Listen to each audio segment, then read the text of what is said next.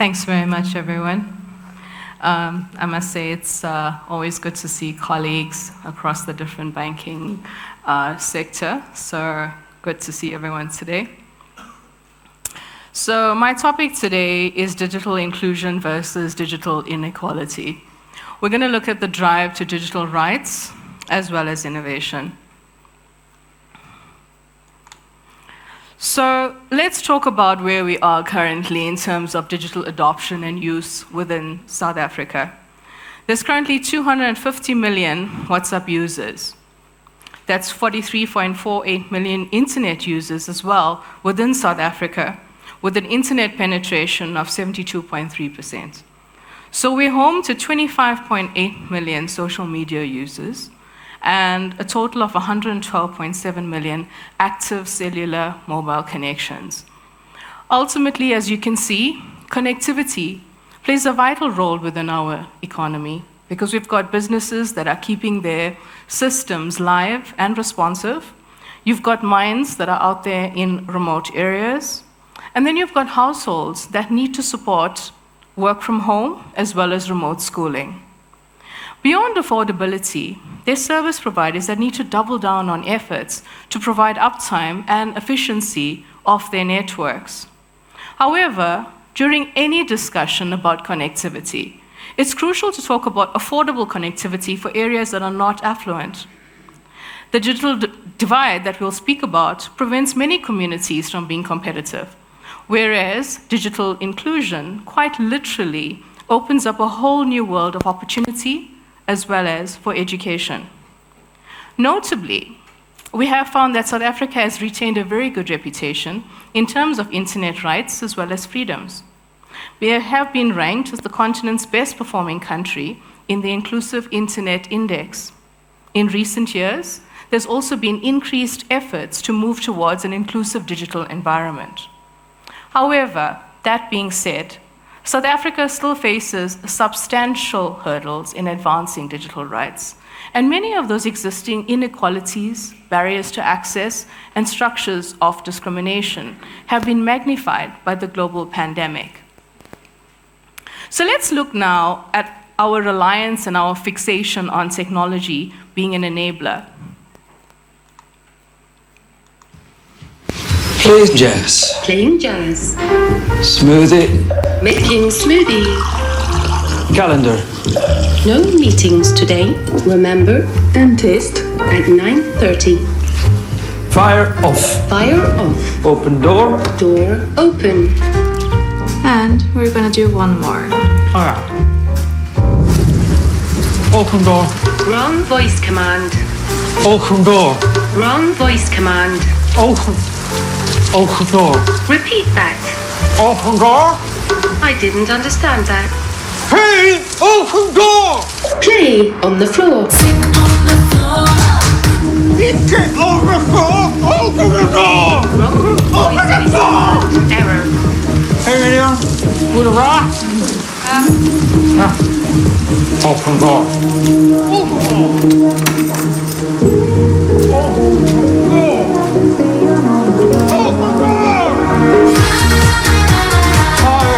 Higher volume.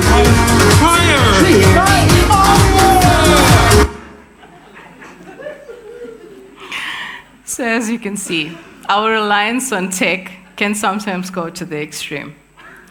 So let's look at how important connectivity is to everyone.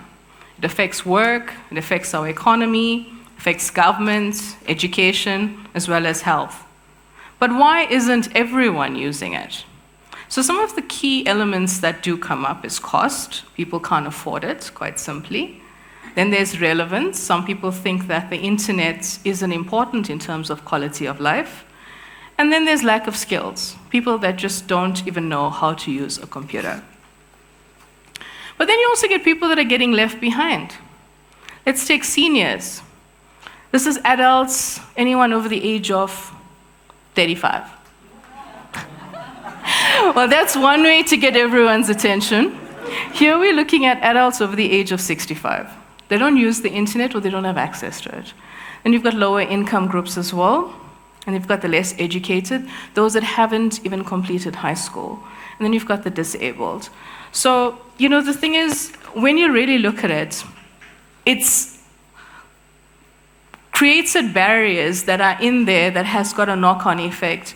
Because the thing is, when you're looking at equality and social mobility, the internet is critical to that. And then you have, obviously, your economic growth.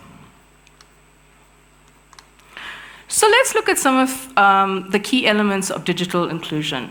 There are 5 elements. It's affordable, robust broadband internet services.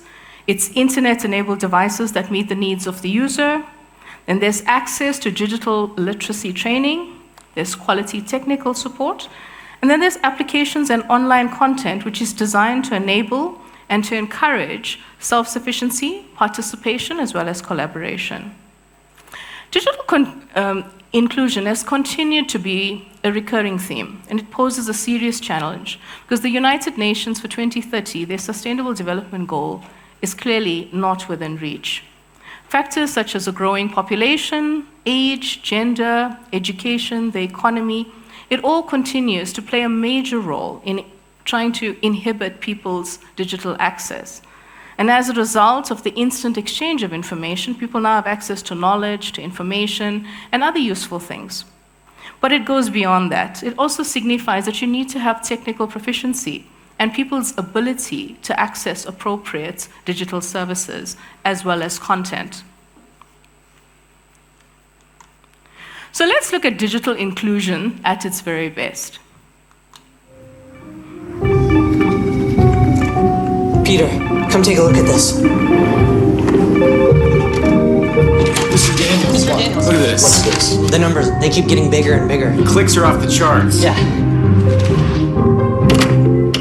Yoshi, it's Walter. We're back. I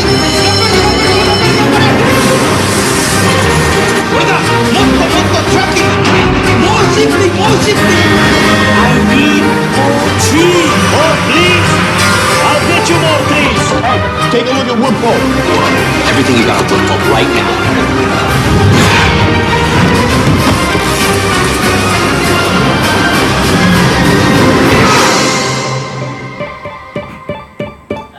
He really loves that thing.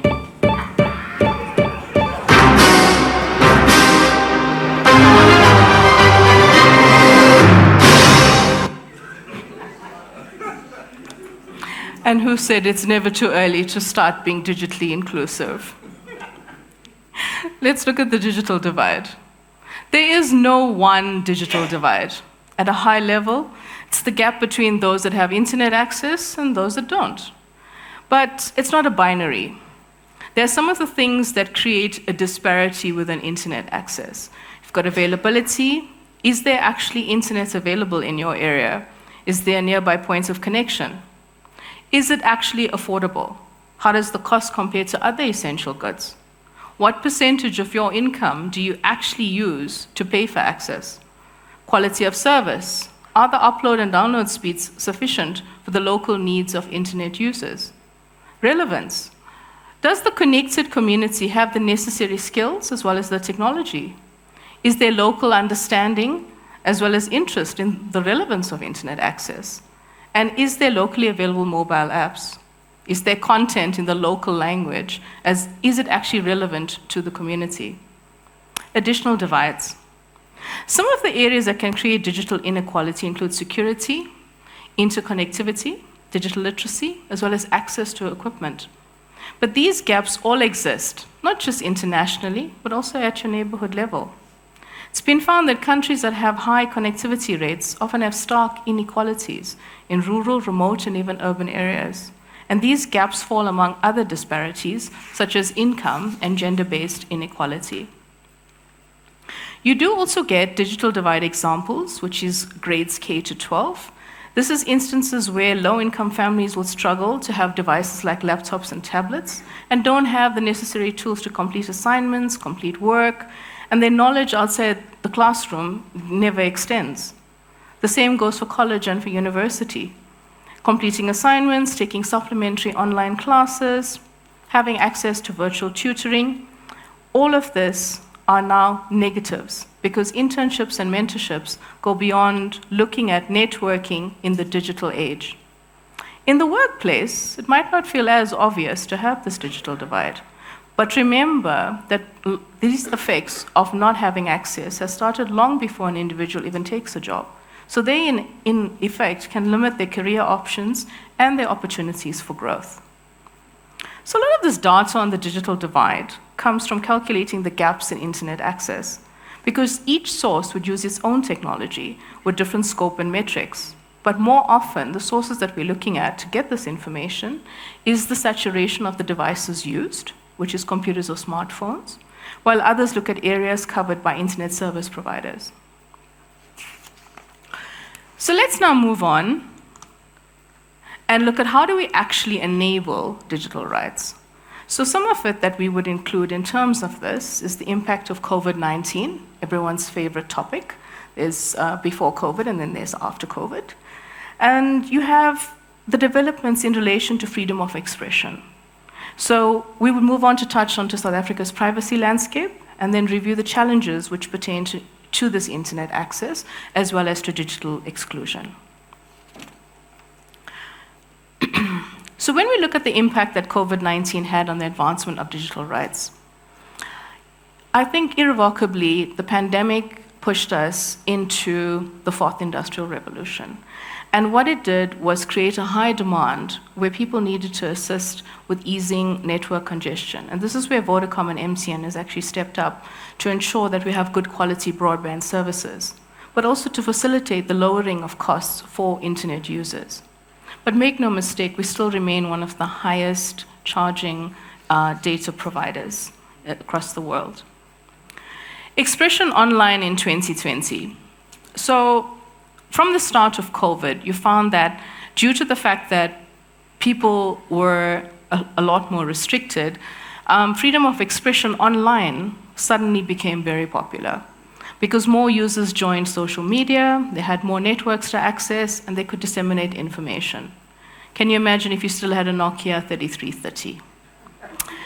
It is estimated that now there's 25 million active social media users in South Africa.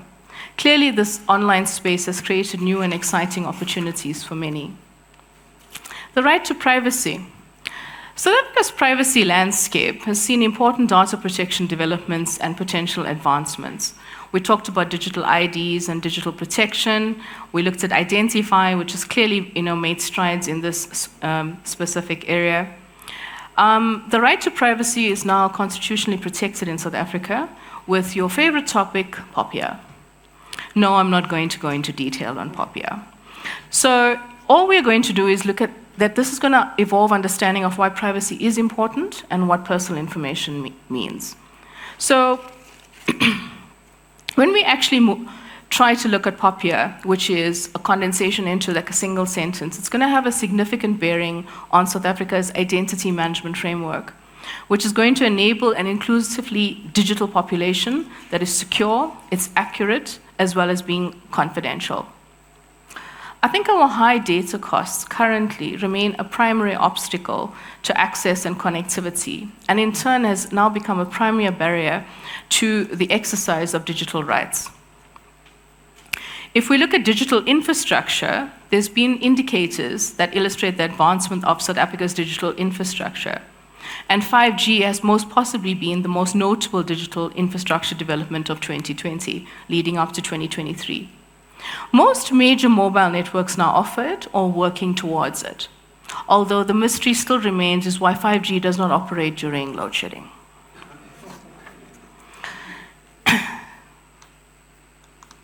So let's look at why should we close the digital divide? And the key question remains how. So we want to create equal learning opportunities because education is an important foundation for the rest of our lives. And we don't want to limit opportunities early in life because the playing field will never truly be even in terms of higher education, the workplace, or even our communities as a whole. We want to create wider career opportunities because we've seen in recent years, remote work is a crucial part of a competitive economy. Giving professionals the opportunity to work remotely, regardless of where they live, is just one of the ways that is going to help bridge the gap between competitive professional opportunities in both urban as well as in rural areas. Access to community. Digital spaces are a crucial part of modern communities and have become a foundation for social, professional, as well as academic networks. By excluding individuals from these spaces means that we are widening the network gap while leaving out important perspectives and cultures. At this point, South Africa stands at a very critical junction. One path towards a harmful digital environment that neglects human rights imperatives, whereas the other advances the formation of a safe, accessible, and inclusive online world. The hope is that as we move into the next realm of digital, that South Africa will choose the latter. So how can we actually do better? When we look at it, we can create awareness campaigns. We can have individuals having more access points and technology training opportunities, discounted access. By providing this for home broadband services, as well as just data costs being reduced. MTN and Vodacom, this message is for you. Training programs, we can provide technology training to community members that lead to jobs, improved healthcare, higher educational attainment, as well as increased connections with family and for friends. And of course, faster networks. Everyone wants their network on all the time. So let's look at when we have digital analytics playing a key role in our lives and how it can actually help us in terms of this digitally inclusive world. Hello. Is this Gordon's Pizza? No, sir. It's Google's Pizza. Did I dial the wrong number? No, sir. Google bought the pizza store. Oh, all right. Then I'd like to place an order, please. Okay, sir. Do you want the usual? The usual? You know what my usual is? According to the caller ID, the last 15 times you've ordered a 12 slice with double cheese, sausage, and thick crust. Okay, that's what I want this time too. May I suggest that this time you order an 8 slice with ricotta, arugula, and tomato instead? No, I hate vegetables. But your cholesterol is not good. How do you know? Through the subscriber's guide. We have the results of your blood tests for the last 7 years. Maybe so, but I don't want the pizza you suggest. I already take medicine for high cholesterol. But you haven't taken the medicine regularly. 4 months ago you purchased from Drug Sale Network a box of only 30 tablets. I bought more from another drugstore. It's not showing on your credit card, sir. I paid in cash. But according to your bank statement you did not withdraw that much cash. I have another source of cash. This is not showing on your last tax form, unless you got it from an undeclared income source. To hell with your pizza. Enough. I'm sick of Google, Facebook, Twitter, and WhatsApp. I'm going to an island without internet, where there's no cell phone line, and no one to spy on me. I understand, sir, but you will need to renew your passport. It expired 5 weeks ago.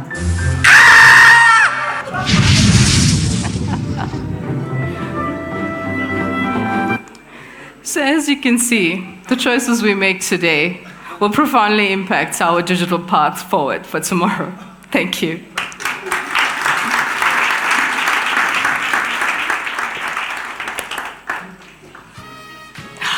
Thank you.